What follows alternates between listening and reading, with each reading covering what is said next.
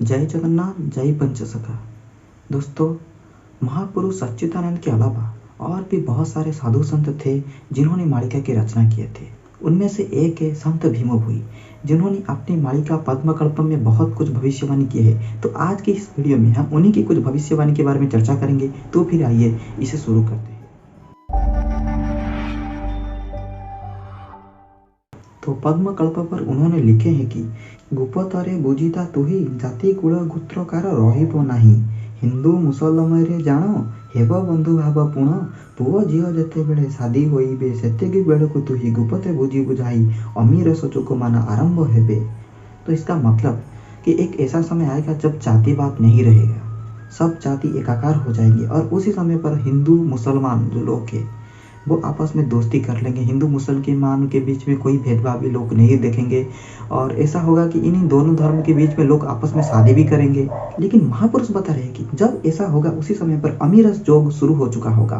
और जब अमीरस जोग होगा तब क्या होगा, जो महाभारत की जो शकुनी था, शकुनी जे करिब खेल दुई भाईंकर सैन्य कराई मेल, शकुनी खेल खेलेगा, अपनी चाल चलाएगा और दोनों भाई मतलब भगवान कल्कि और बलराम की सैन्य को आपस में मिला देगा। तो वो ऐसा क्यों करेगा उसके बारे में कोई भी पर्टिकुलर इन्फॉर्मेशन तो लिखा नहीं, लेकिन यहाँ पर उसके बाद जो लिखा है, कपट करिब जान श्रेष्ठ पद को बहिन, खल दुर्बल को सही पांचिण मने, बल करिथिब जान असहयोग दैन्य, तपस्या करिथिबे भक्त सकले, भावग्राही चरण तले, मन को निवेशिथिबु देखिबु टोले।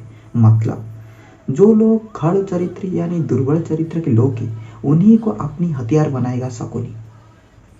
और जब वो ऐसा करेगा तो उसे रोकने के लिए महाभारत के जो युधिष्ठिर थे, जो कि कलि युग में जन्म भी हो चुके हैं, तो वो क्या करेंगे, वो तपस्या करेंगे। वही चीज को बताते हैं उन्होंने लिखे हैं, धर्मसुत युधिष्ठिर मने नाही अहंकार, अति आनंद रे थिबे मौन परी, षड़चक्र नवोदर मिसाई एकाक्षर तप करी रही थिबे जोग विहरी।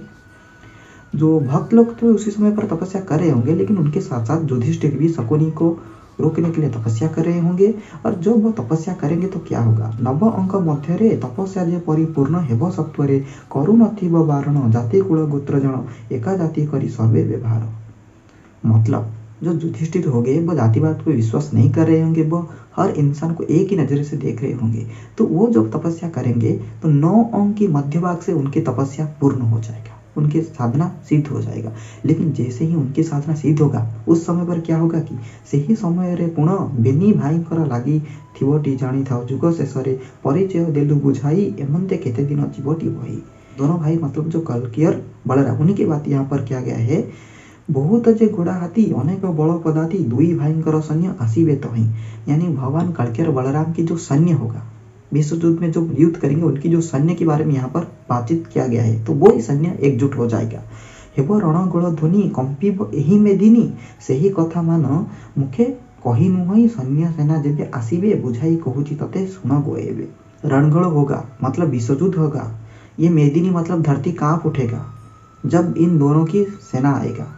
और ये जो सेना आएंगे उनकी सेना में कितने सैन्य सामंत होंगे, 4 लक्ष अश्व जान, 10 लक्ष हस्ती पुण, 70 लक्ष सैन्य दुई बलंकर। 4 लाख मतलब 4 लाख अश्व आएंगे, 10 लाख हस्ती मतलब हाथी आएंगे, और जो सैन्य की संख्या रहेगा वो होगा 70 लाख, 70 लक्ष सेना। हेब रण गोल ध्वनि कंपिब एही धरणी, टळ टळ हेब निश्चय जान सत्वर। भगवान कल्कि और बलराम इन्हीं सैन्य को लेकर एक महाजंग करेंगे। और जब जंग होगा तो कितने साल तक ये चलने वाला है, 12 बरस जान पृथ्वी हेब रण भण, घोड़ांकर पाद घाते धरे कातार, रण भण होइबे नर, देश माने नाश जीव सत्वर। यहाँ पर लिखा गया है जब भगवान कल्कि और बलराम अपनी सेना लेकर जंग करेंगे तो वो जंग 12 वर्ष तक रहने वाला है। दोस्तों यहाँ पर ये मत आप अजूम कर लेना कि जो तीसरा विश्व युद्ध चलेगा वो ही 12 वर्ष तक चलेगा, नहीं। अगर मालिका का आप डिटेल से स्टडी करोगे तो आपको पता चल जाएगा कि जब विश्व युद्ध होगा तो शुरुआती समय पर भगवान इस जंग में नहीं उतरने वाले, कुछ वक्त लगेगा, उसके बाद जाकर भगवान जंग में उतरेंगे। और जब भी भगवान इस जंग में उतरेंगे भगवान बलराम को लेकर और अपनी सैन्य सामंत को लेकर, तो ये जंग 12 साल तक चलने वाला है। याद रखना यहाँ पर अश्व, हस्ती और सैन्य की बात किया गया है। तो इन्हीं सैन्य को लेकर भगवान 12 वर्ष तक जंग लड़ेंगे और जिसके कारण बहुत देश तबाह हो जाएगा। दोस्तों यहाँ पर कुछ लोग सोच रहे होंगे शायद वो भारत को डिफेंड कर रहे होंगे, लेकिन ऐसा नहीं है। भगवान रक्षा नहीं बल्कि प्रत्याक्रमण कर रहे होंगे उसी समय पर इन सेना के साथ।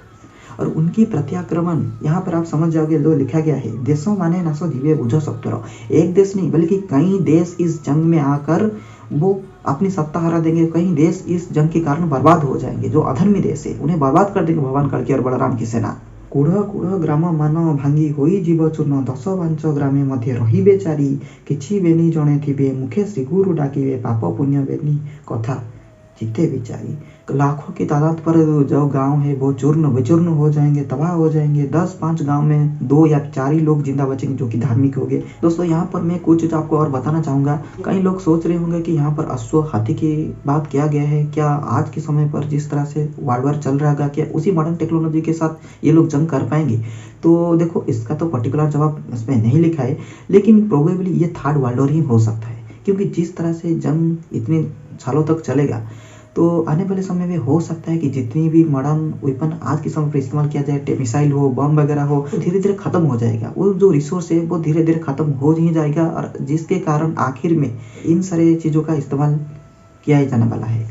तो अगर आप सोच कर देखो भगवान कल्कि के बारे में जो बताया गया है कि वो अश्व में सवार होंगे, वो जो 12 हाथ को विशिष्ट जो खंडा उसके लेकर संहार करेंगे, तो कहीं ना कहीं ये चीज़ इस बात पर ठीक बैठता है। लेकिन चाहे कोई हो उसका उत्तर तो अभी तक भी मिला नहीं उस मालिका में।